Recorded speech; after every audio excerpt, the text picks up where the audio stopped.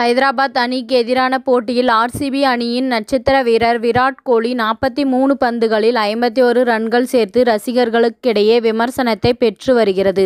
ஹைதராபாத் அணிக்கு எதிரான போட்டியில் ஆர்சிபி அணி விளையாடி வருகின்றது. இந்த போட்டியில் முதலில் பேட்டிங் ஆடிய ஆர்சிபி அணி 20 ஓவர்களில் 7 விக்கெட்டுகள் இழப்பிற்கு 206 ரன்கள் குவித்துள்ளது.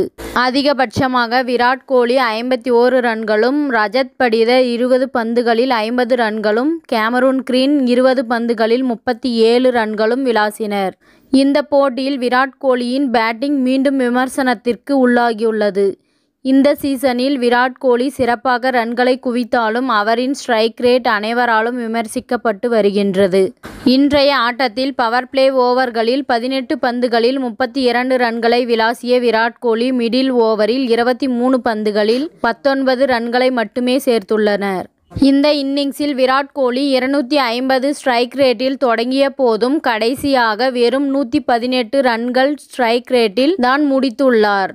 அதிலும் விராட் கோலி விளையாடிய கடைசி 27 பந்துகளில் ஒரு பவுண்டரி கூட அடிக்கவில்லை.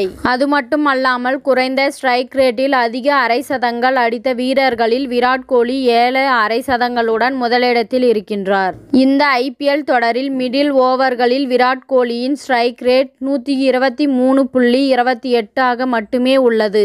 இந்த பட்டியலில் விராட் கோலிக்கு மேல் ஸ்ரேயஸ் ஐயர் 119.09 ஸ்ட்ரைக் ரேட்டில் விளையாடி வருகிறார். இவரை விடவும் KL ராகுல், சாய் சுதர்சன் உள்ளிட்டோர் கூட நல்ல ஸ்ட்ரைக் ரேட்டில் விளையாடி வருகின்றனர். இதனால் விராட் கோலி T20 கிரிக்கெட்டை புரிந்து கொள்ள வேண்டும் என்று பார்க்கப்படுகின்றது.